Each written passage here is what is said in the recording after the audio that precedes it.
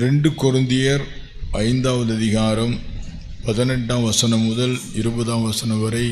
இவையெல்லாம் தேவனாலே உண்டாயிருக்கிறது. அவர் இயேசு கிறிஸ்துவை கொண்டு நம்மை தம்மோடே ஒப்புரவாக்கி ஒப்புரவாகுதலின் ஊழியத்தை எங்களுக்கு ஒப்பு கொடுத்தார். அது என்னவெனில், தேவன் உலகத்தாருடைய பாவங்களை எண்ணாமல் கிறிஸ்துவுக்குள் அவர்களை தமக்கு ஒப்புரவாக்கி ஒப்புரவாகுதலின் உபதேசத்தை எங்களிடத்தில் ஒப்புவித்தார். ஆனபடியினாலே தேவனானவர் எங்களை கொண்டு புத்தி சொல்லுகிறது போல நாங்கள் கிறிஸ்துவுக்காக ஸ்தானாபதிகளாய் இருந்து தேவனுடைய ஒப்புரவாகுங்கள் என்று கிறிஸ்துவின் நிமித்தம் உங்களை வேண்டிக் கொள்கிறோம். தலைவணங்கி ஜெபிப்போம். ஹல்லேலூயா, ஹல்லேலூயா, ஹல்லேலூயா. சோராதே என் மனமே, சோர்ந்து போகாதே என் உள்ளமே. சோராதே என் மனமே, சோர்ந்து போகாதே என் உள்ளமே. மாறாத கர்த்தர் உன் பக்கம் இருக்கிறார், பாராதவர் போலத்தான் உன்னை காணாதவர் போலத்தான். மாறாத கர்த்தர் உன் பக்கம் இருக்கிறார், பாராதவர் போலத்தான் உன்னை காணாதவர் போலத்தான். சோராதே என் மனமே, சோர்ந்து போகாதே என் உள்ளமே. பொன்னை போடமிடுவார், அதில் மண்ணை அகற்றிடுவார். பொன்னை போடமிடுவார், அதில் மண்ணை அகற்றிடுவார். உன்னை நேசிப்பதால் இந்த படி செய்வார், உன்னை நேசிப்பதால் இந்த படி செய்வார். உனக்கேற்ற கிரீடம் செய்வார், இயேசு உனக்கேற்ற கிரீடம் செய்வார். பொன்னை போடமிடுவார், அதில் மண்ணை அகற்றிடுவார். பொன்னை புடமிடுவார், அதில் மண்ணை அகற்றிடுவார்.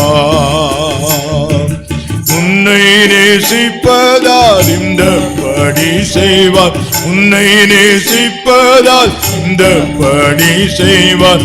உனக்கேற்ற கிரீடம் செய்வார், இயேசு உனக்கேற்ற கிரீடம் செய்வார். சோராதே என் மனமே, சோர்ந்து போகாதே என் உள்ளமே. சோராதே என் மனமே, சோர்ந்து போகாதே என் உள்ளமே. வடியாதே கண்ணீரின்று மனம் அடிவடையாதே நின்று. வடியாதே கண்ணீரின்று மனம் அடிவடையாதே நின்று.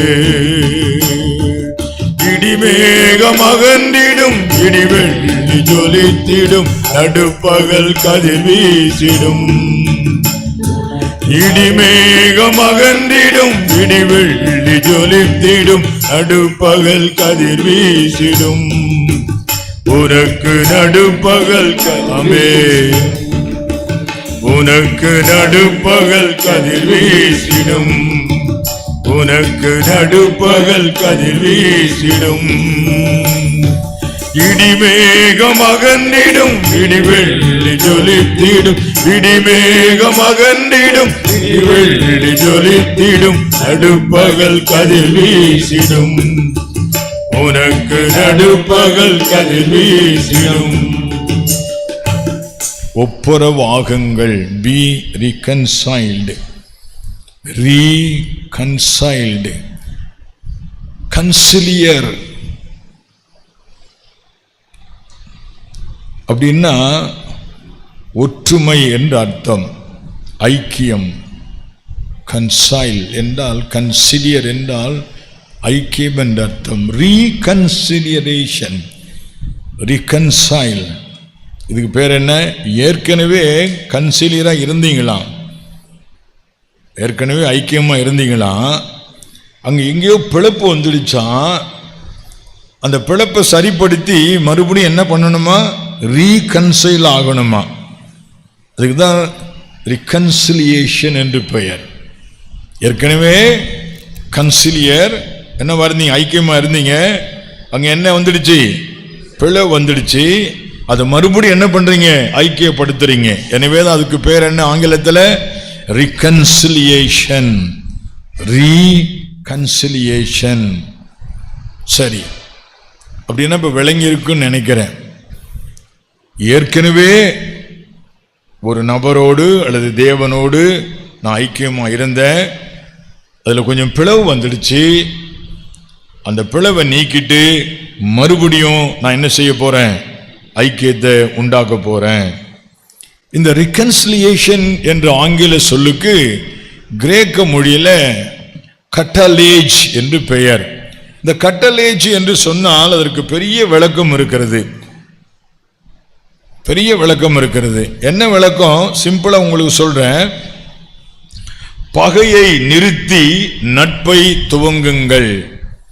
Stop enmity and start friendship. Stop enmity and start friendship. கோபத்தை நிறுத்துங்கள், நட்பை உருவாக்குங்கள். கசப்பை நிறுத்துங்கள், நட்பை உருவாக்குங்கள். Stop enmity and start friendship. விளங்குச்சா விளங்கலையா? அப்போ ஒப்புரவாகுங்கள் என்றால் பொருள் என்ன? ஏற்கனவே தேவனோடோ அல்லது யாரோடோ நல்ல ஐக்கியத்தில் இருந்தேன், ஏதோ காரணங்களினாலே அங்கு பிளவு வந்து விட்டது. அதை மறுபடியும் என்ன செய்ய சொல்லுகிறார் ஆண்டவர்? ஒப்புரவாகுங்கள் என்று சொல்லுகிறார். God is telling me that I should get reconciled. நான் தேவனோடு அல்லது யாரோ ஒருவரோடு ஒப்புரவாகும்படி சொல்லுகிறார், ஒப்புரவாகும்படி சொல்லுகிறார். ஓகே, விஷயத்திற்கு வருவோம். என்னுடைய செய்தியிலே 3 பகுதிகள் வைத்திருக்கிறேன். 3 divisions in my message. 3 பகுதிகள். முதல் பகுதியிலே இந்த ஒப்புரவாகுதலின் முக்கியத்துவம் என்ன? What is the necessity of reconciliation? Or what is the importance of reconciliation? ஒப்புரவாகுதலின் அவசியம் என்ன? நம்பர் 2, என்னுடைய செய்தியுடைய 2வது பகுதி, எந்தெந்த பகுதியில் ஒப்புரவாக வேண்டும்? The areas of reconciliation. நான் யாரோடெல்லாம் ஒப்புரவாக வேண்டும்? With whomsoever I am supposed to get reconciled. நான் யாரோடெல்லாம் ஒப்புரவாக வேண்டிய பகுதிகள் எவை? The areas of reconciliation. செய்தியின் 3வது பகுதி, how to get reconciled. ஒப்புரவாகுதல் எப்படி? How it should be accomplished, how it can be attained, what is the procedure to do that? அந்த ஒப்புரவாகுதலை செய்வதற்கு என்ன வழி? ஓகே, முதல் குறிப்புக்கு நான் போக விரும்புகிறேன். What is the importance or what is the necessity of reconciliation? இவையெல்லாம் தேவனாலே உண்டாயிருக்கிறது. படிங்க. அவர் இயேசு கிறிஸ்துவை கொண்டு நம்மை தம்மோடே ஒப்புரவாக்கி ஒப்புரவாக்குதலின் ஊழியத்தை எங்களுக்கு ஒப்புக் கொடுத்தார். இது ஒரு ஊழியம். The Bible says reconciliation is a ministry. நீங்கள் பல ஊழியங்களை பார்த்திருக்கிறீர்கள், கேட்டிருக்கிறீர்கள். தீர்க்க தரிசன ஊழியம், சுவிசேஷ ஊழியம், அப்போஸ்தல ஊழியம், போதக ஊழியம், pastoral ministry, prophetic ministry. இப்பெல்லாம் prophetic ministry கொடி கட்டி பறக்குது. அவருக்கு வெளிப்பாடு வர உண்டுங்க. அவர் என் பேரை சொல்லி கூப்பிட்டுவாருங்க. அவர் என் கதையெல்லாம் புட்டு புட்டு வச்சாருங்க. அடே அப்பா, ஒரு கூட்டம் ஓடுது. ஆனால் அது மட்டுமே முக்கியம் அல்ல. போதக ஊழியம், டீச்சிங் மினிஸ்ட்ரி, பாஸ்டோரல் மினிஸ்ட்ரி, போதக ஊழியம், அப்போஸ்டலிக் மினிஸ்ட்ரி, ஹீலிங் மினிஸ்ட்ரி, சுகமாக்கும் ஊழியம், இவாஞ்சலிஸ்டிக் மினிஸ்ட்ரி, இப்படி பல ஊழியங்கள் இருக்கிறது. அதிலே ஒரு ஊழியம் உண்டு. அது என்ன ஊழியம்? Ministry of reconciliation. ஞாபகத்தில் வைத்துக் கொள்ளுங்கள். ஒருவேளை இந்த அறிவு உங்களுக்கு இதுவரை இல்லாமல் இருந்திருக்கலாம். Take a note of that. It is one among the ministries. இது ஒரு ஊழியம். ஒப்புரவாகுதல் என்பது ஒரு ஊழியம், மறந்து போகாதீர்கள். எல்லாமே முக்கியம்தான். In God's kingdom every ministry is important. இது உஸ்தி அப்படின்னு ஒரு கூட்டம் ஓடும், உனக்கு பின்னாடி ஓடும். ஒரு பேய் ஓட்டுவாருங்க, ஒரு இப்படி கையை நீட்டினாவே பேய் ஓடுங்க. பாப்பா வந்து பாருங்களேன், ஆஹா அப்படின்னு ஒரு கூட்டம் அதுக்கு ஓடும். அது முக்கியம்தான், அது இல்லைன்னு சொல்லல. அவர் ஜெபிச்சா வியாதி சுகமாகுங்க, தட்ஸ் குட், அது முக்கியம்தான். ஆனா தேவ ராஜ்யத்தில் இந்த எல்லா ஊழியமே முக்கியம்தான். ஏதாவது ஒன்றை தூக்கி வச்சுக்கிட்டு ஆடிட்டு இருந்தீங்கன்னா out. Imbalanced ministry is unbiblical. எல்லா மினிஸ்ட்ரியும் பேலன்ஸ்டா கொண்டு போய் ஆகணும். அதனால தீர்க்கதரிசன ஊழியத்துக்கு முக்கியத்துவம் கொடுக்கிறது போல, டீச்சிங் மினிஸ்ட்ரிக்கு முக்கியத்துவம் கொடுக்கிறது போல, ஹீலிங் மினிஸ்ட்ரிக்கு முக்கியத்துவம் கொடுக்கிறது போல, எந்த மினிஸ்ட்ரிக்கு முக்கியத்துவம் கொடுத்தாகணும்?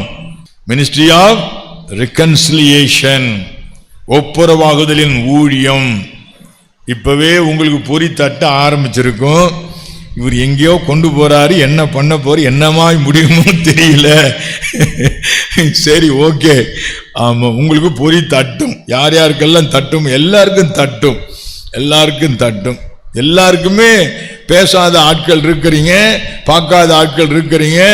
ஒப்புரவாக வேண்டிய காரியங்கள் நிறைய இருக்குது. ரெண்டாவது அடுத்த வசனம் படிக்கலாம். 2 கொரிந்தியர் 5ஆம் அதிகாரம் 19ஆம் வசனம். அவர்களை தமக்கு ஒப்புரவாக்கி ஒப்புரவாகுதலின் உபதேசத்தை, இது ஒரு உபதேசமா? It's a doctrine. முதல்ல பார்த்தோம் ஒப்புரவாகுதல் ஒரு ஊழியம், reconciliation is a ministry என்று பார்த்தோம். இரண்டாவது பார்க்கிறோம் reconciliation is a doctrine, இது ஒரு உபதேசம். உபதேசம் என்றால் என்ன? ஒரு ஆள் பரலோகம் போகணும்னா கம்பல்சரியா அவன் என்ன பண்ணி ஆகணும்? ரட்சிக்கப்படணும். எனவே அதுதான் உபதேசம். இரண்டாவது அவன் என்ன எடுத்தாகணும்? ஞானத்தானம் பெற்றாகணும், அது உபதேசம். ரட்சிப்பு ஒரு உபதேசம், ஞானத்தான் ஒரு உபதேசம், சபையில சேருது ஒரு உபதேசம், உலகத்தை விட்டு பிரித்தெடுக்கப்படுதல், மாறுபாடுள்ள இந்த சந்ததியை விட்டு விலகி உங்களை ரட்சித்துக் கொள்ளுங்கள். நான் உலகத்தான் அல்லாதது போல நீங்களும் உலகத்தான் அல்ல, பிரித்தெடுக்கப்படுதல் அது உபதேசம். கர்த்தருடைய பந்தியிலே பங்கெடுப்பது அது ஒரு உபதேசம். அந்த வரிசையில அது என்னவெனில், தேவன் உலகத்தாருடைய பாவங்களை எண்ணாமல் கிறிஸ்துவுக்குள் அவர்களை தமக்கு ஒப்புரவாக்கி ஒப்புரவாகுதலின் உபதேசத்தை எங்களிடத்தில் ஒப்புவித்தார். நான் உங்களுக்கு ஒப்புவித்ததை எங்க பெற்றுக்கொண்டேன்? கர்த்தரிடத்தில். அத மாதிரிதான் இது ஒரு உபதேசம். விளங்கிட்டீங்களா? அப்படின்னா ஒப்புரவாகுதல் என்பது it's not a choice, it's not a choice, it's not an option. Pastor என்ன கம்பல் பண்ணாதீங்க, எனக்கு பிடிக்கல பேச மாட்டேன். No, it's not like that. Whether you like it or not, God says that you should get reconciled. அவரை பிடிக்கதோ இல்லையோ, உங்களுக்கு convenient இல்லையோ, ஆண்டவர் என்ன செய்ய சொல்றாரு? ஒப்புரவாக சொல்ல. மறந்துடாதீங்க, மறந்துடாதீங்க, மறந்துடாதீங்க.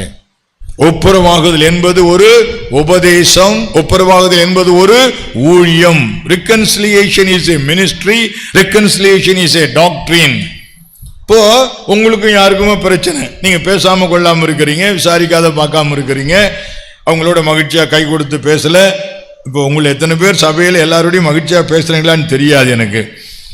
ஒருத்தர் எல்லாரோடையும் பார்த்து ஸ்மைல் பண்ணுவீங்களா? சந்தேகம் தான் இல்ல. எல்லாரோடையும் கை கொடுப்பீங்களா? எல்லாரோடையும் பேசுவீங்களா? இல்ல உங்களுக்குன்னு தனி குரூப் வச்சிருக்கீங்களா? உங்களுக்குன்னு செலக்டடா ஒரு 4 பேர், அவங்களோட மட்டும் பார்த்துட்டு பேசிட்டு போயிட்டே இருப்பீங்க. எல்லாத்தையும் பேசுற வழக்கம் இருக்குதா? எல்லாரையும் பார்த்து ஸ்மைல் பண்ணுவீங்களா? அப்படி இல்லைன்னா something is wrong with you. Okay, right, come to the matter. ஒப்புரவாகுங்கள் இன்னைக்கு உபதேசம் கொடுக்குறேன், இல்ல எனக்கு பிடிக்கல கம்பல் பண்ணாதீங்க அப்படின்னு சொல்லக்கூடாது. ஏன்? இது என்னது? கம்பல்சரி. இது ஒரு உபதேசம். ரட்சிப்பு ஒரு உபதேசம், ஞானத்தான் ஒரு உபதேசம், சபை ஐக்கிய ஒரு உபதேசம், கர்த்தருடைய பந்தி ஒரு உபதேசம், பிரித்தெடுக்கப்படுதல் ஒரு உபதேசம், அதே வண்ணமாக ஒப்புரவாகுதல் என்பது ஒரு உபதேசம். ஓகே, மூணாவது ஏன் இது அவசியம் என்பதற்கு இன்னொரு காரணம் சொல்ல விரும்புறேன். இது ஏன் அவசியம்? கொலோசியர் 1:20 ஒப்புரவாக்கி கொள்ளவும் அவருக்கு பிரியமாயிற்று. அப்போ ஒப்புரவாகுதல் ஆண்டவருக்கு பிரியமானது. எத்தனை பேர் ஆண்டவருக்கு பிரியமா இருக்க விரும்புறீங்க அப்படின்னா அல்லேலூயான்னு கையை தூக்குவீங்க. ஒப்புரவாகுன்னு சொன்னா மாட்டேன்னுவீங்க. இப்ப பாத்தீங்களா, பேச்சில் ஒண்ணு செயல்ல ஒண்ணு. ஒப்புரவாகுதல் ஆண்டவருக்கு சொல்லுங்க பிரியமானது. It pleases God. இன்னொரு கிரேக்க மொழியாக்கத்தில் அதற்கு என்ன வார்த்தை போட்டுதுன்னா இட்ஸ் காட்ஸ் பர்பஸ். அது தேவனுடைய நோக்கமா. எல்லார் காதிலும் நல்லா கேட்டுக்கொள்ளுங்க. ஒப்புரவாகுதல் என்பது உங்க சாய்ஸ் கிடையாது. உங்க கம்ஃபர்ட், டிஸ்கம்ஃபர்ட், உங்க convenience, inconvenience, whether you like it or not. ஒப்புரவாகுதல் என்பது தேவ சித்தம். அது தேவனுக்கு பிரியமானது. Oh, it is necessary. reconciliation, ஒப்புரவாகுதல் ஏன் முக்கியம்? அது ஒரு ஊழியம், அது ஒரு உபதேசம், அது தேவனுடைய சித்தம். எந்தெந்த பகுதிகளிலே நான் ஒப்புரவாக வேண்டும்? 2 கொரிந்தியர் 5:20 இப்படி வாசிக்கிறோம். கொரிந்து சபைக்கு எழுதுறாரு, ஞாபகத்துக் கொள்ளுங்க. ரட்சிக்கப்படாதவங்களுக்கு கொடுக்கிற கைப்பிரதி இல்ல. 1 கொரிந்தியர் நிருபம் யாருக்கு எழுதப்பட்டது? சபைக்கு எழுதப்பட்டது. சபையில் உள்ள விசுவாசிகளை பார்த்து பவுல் சொல்லுகிறார், தேவனோடு ஒப்புரவாகுங்கள். அப்படின்னா அர்த்தம் என்ன? சபையில வந்து ஞானத்தான் எடுத்து ரட்சிக்கெல்லாம் பட்டு பாட்டெல்லாம் பாடி காணிக்கையெல்லாம் கொடுத்தும் கூட தேவனோடு நல்லுறவில வாழாத மக்கள் இருக்கத்தான் செய்கிறார்கள். இங்கும் கூட அப்படி மக்கள் உண்டு. சபையில நீங்க ஐக்கியமா இருக்கிறதுனால தேவனோடு நீங்க ஒப்புரவாயிட்டீங்கன்னு அர்த்தம் கிடையாது. Because you are regularly attending the church, it doesn't mean that you are having right relationship with God. நீங்கள் சபைக்கு ரெகுலரா வர்றதுனால தேவனோடு நெருக்கமான உறவில் இருக்குன்னு அர்த்தம் கிடையாது. நீங்கள் பாட்டு பாடுவதனால, ஆராதிப்பதனால, காணிக்கை கொடுப்பதனால தேவனோடு நீங்கள் நல்ல உறவில் இருக்கீர்கள் என்று அர்த்தமாகாது. சபைக்கு வருவீர்கள், நல்ல வசனமெல்லாம் கேட்பீர்கள், நல்ல சாப்பாடெல்லாம் கேட்பீர்கள், உங்களுக்கு தேவையான காரியங்களை கேட்டு கேட்டு பெற்றுக்கொள்வீர்கள். ஆனால் தேவனுடைய சித்தம் செய்ய மாட்டீர்கள். தேவனோடு தனியாக உட்கார்ந்து பேசுவது கிடையாது. You don't talk with God personally. அவரோடு நல்ல உறவு கிடையாது. அவரோடு நல்ல உறவு கிடையாது. நன்றாய் கவனித்துக் கொள்ளுங்கள். சபையோடு இருக்கிற ஐக்கியத்தை விட, உங்கள் போதகரோடு இருக்கிற ஐக்கியத்தை விட தேவனோடு உங்களுக்கு இருக்கிற தொடர்பு முக்கியம். ஞாபகத்தில் வைத்துக் கொள்ளுங்கள். உங்க வீட்டில் ஏதோ பிரச்சனை, உடம்பு சரியில்லை, எனக்கு ஃபோன் பண்ணிங்க. நான் சொல்கிறேன், நான் ஒரு மீட்டிங்கில் இருக்கிறேன், இப்போ வரமாட்டேன். பாஸ்டர் கூப்பிட்டா வரமாட்டுறாரு. ரயில்வே ஹாஸ்பிட்டலில் ஒரு ஆளுக்கு ஹார்ட் அட்டாக்கு. அவர் கூப்பிட்டுருந்தார். இதுக்காக தான் நான் ஃபோனை எப்பயும் சைலண்டில் போடும். அன்றைக்கி சைலண்டில் போட மறந்துட்டேன். அவர் தலையில் கையை ஜெபம் பண்ணிக்கிட்டே இருந்தால் அந்நேரம் ட்ரிங் ட்ரிங்குன்னு அடிக்குது. எப்படி இருக்குன்னு தெரியுமா? அவருக்கு எப்படி இருக்குன்னு தெரியுங்களா? அவசகுணம் மாதிரி நானே ஹார்ட் அட்டாக் இருக்கிறேன், பாஸ்ட் வந்து ஜெபிக்கிறாரு, இந்நேரம் பார்த்து என்ன அடிக்குது? மணி அடி. நினைப்பாரா நினைக்க மாட்டாரா? எனக்கு ஜெபம் ஓடுமா? மெதுவாக சோத்திரம் நீட்டு இந்த ஃபோனை எடுத்து மறுபடியும் அது சைலண்டில் போட்டுட்டு மறுபடியும் உற்சாகமாக ஜெபத்தை பண்ணி அவரோட கொஞ்ச நேரம் உட்காந்து பேசிட்டு இந்த ஃபோன் விடலை. திரும்ப எடுத்து பார்க்குறேன். வெளியே வந்து ஒரு 1/2 hour கழிச்சு வெளியே வந்து பார்க்குறேன், 5-6 கால் வந்திருக்குது. சரி, என்னமோ தெரியலன்னு ஃபோன் அடித்தா அந்த அம்மா சொல்லுது, ஏன் நாங்கள்லாம் ஃபோன் அடித்தா எடுக்க மாட்டீங்களா? எங்களெல்லாம் பார்த்தா ஆளாக தெரியலையா? நான் எல்லாம் விசுவாசி இல்லையா? ஃபோனை கட் பண்ணுறீங்க, நான் எந்த நிலையில் இருக்கிறேன்னு தெரியுமா? வயிற்று வலியில் துடிச்சிட்டு இருக்கிறேன், ஃபோன் அடித்தா எடுக்க மாட்டீங்க. இப்போ நான் என்ன சொல்லலாம் சொல்லுங்க பார்க்கலாம். இப்போ நான் எங்கே இருக்கிறேன்? இப்போ நான் என்ன சொல்ல வரேன்? பாஸ்ட்டு கூப்பிட்ட உடனே வர மாட்டார். சொல்லுங்க, பாஸ்ட்டு கூப்பிட்ட உடனே உள்ளத்தானே சொல்கிறேன், சொல்லுங்களே. பாஸ்ட்டு கூப்பிட்டா வரமாட்டார், எங்கள் வீட்டுக்கு வரமாட்டார், வர்றது இல்லை. சொல்லுங்க. அதனால்தான் சொல்கிறேன், உங்களுக்கு ஒரு பிரச்சனையா ஒரு குழப்பமோ ஒரு தேவையா இருந்தா நீ கதவை சாத்திக்கிட்டு முட்டியை போடு இயேசுவேன்னு சொல்லு. முதல்ல சொல்லு. இன்னும் எழுந்து கற்றுக்கலாமா? If you happen to have any need, if you happen to have any problems, என்ன கூப்பிடுறதுக்கு முன்னாடி முட்டியை போட்டு யாரை கூப்பிட்டு செய்வீங்களா? Don't depend upon your pastor. He is a man, he is weak. அவர் பலவீனமானால் உங்கள் பாஸ்டரை பற்றி தெரியாதா? பார்த்துருக்கீங்கள,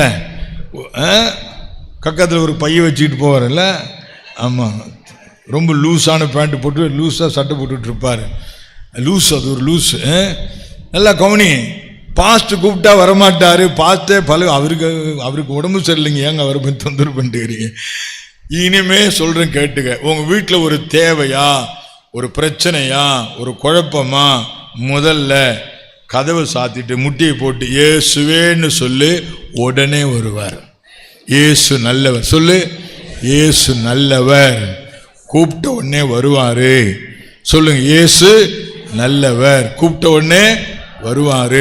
அரை மணி நேரம் கூட ஆகாது, நாளைக்கு வரேன்னு சொல்ல மாட்டார். எங்கள் பாஸ்டர் கூப்பிட்டா நாளைக்கு வரேன்னு சொல்லுவார்.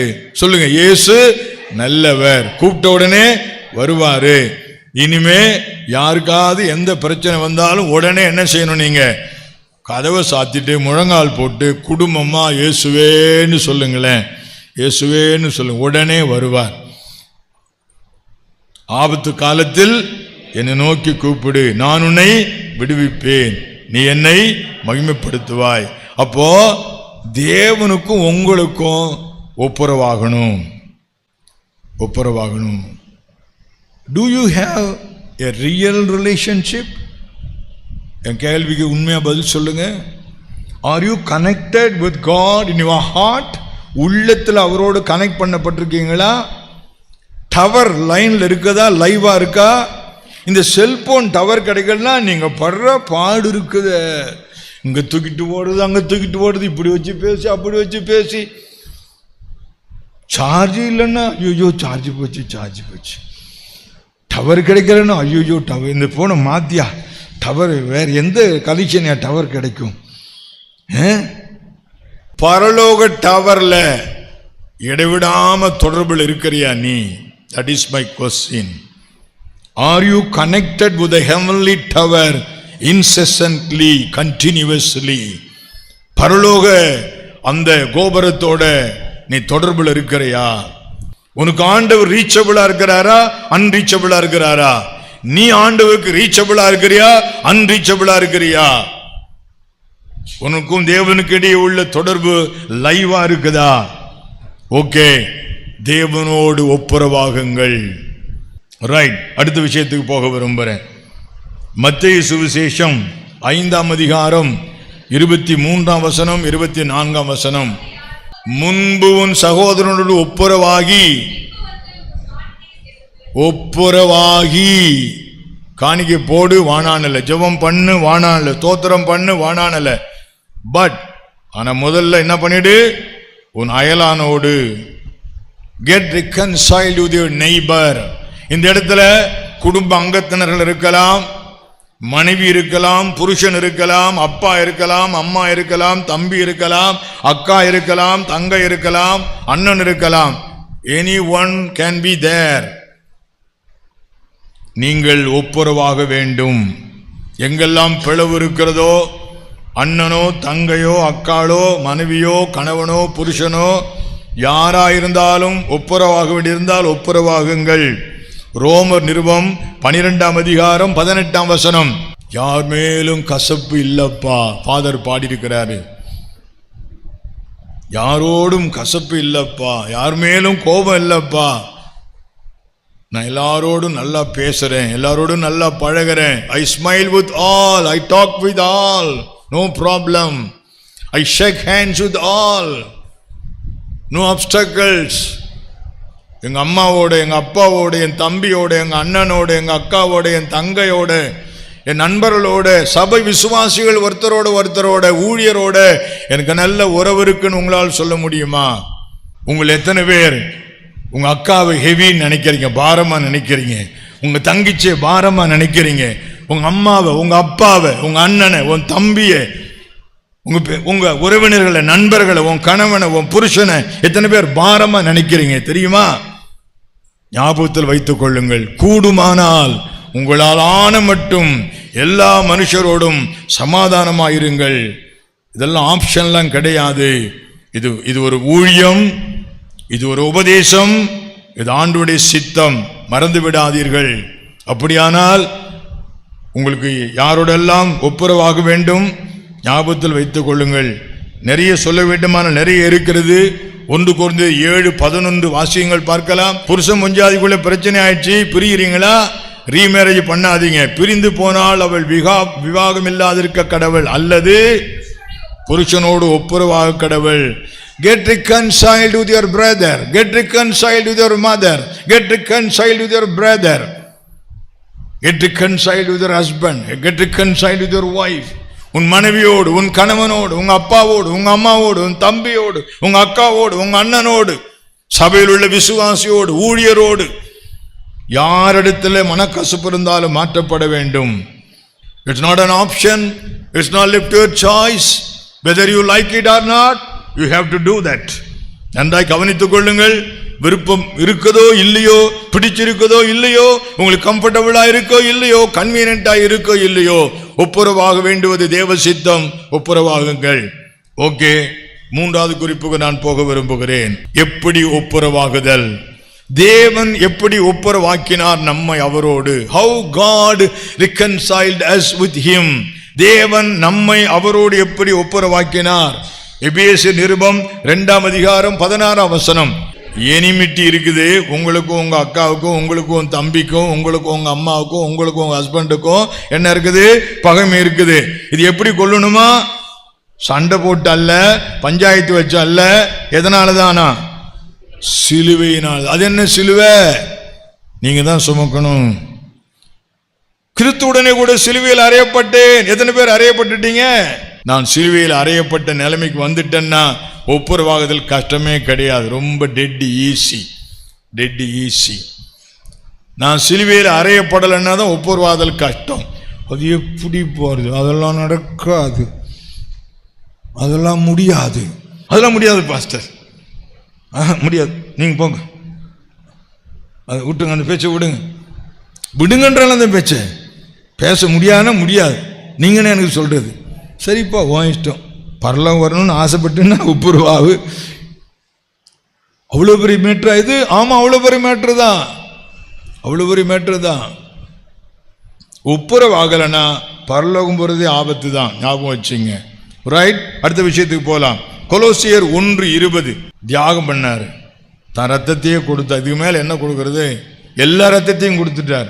100 மில்லி 200 மில்லி எல்லாம் கொடுத்துட்டு இல்லை இயேசு.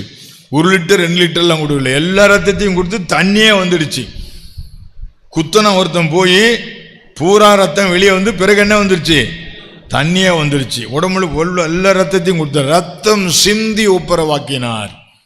இன்னொரு வசனம் படிக்கலாம்.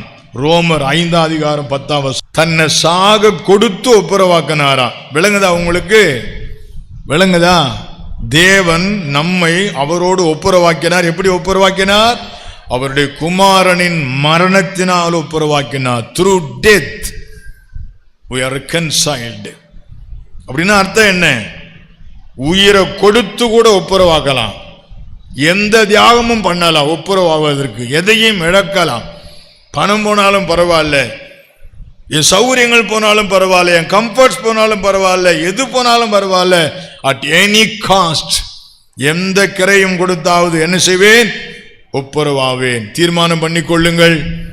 இன்றைக்கு உங்கள் மத்தியிலே ஒப்புரவாகுதலை பற்றி ஆண்டவர் பேச எனக்கு வாய்ப்பு கொடுத்தார்.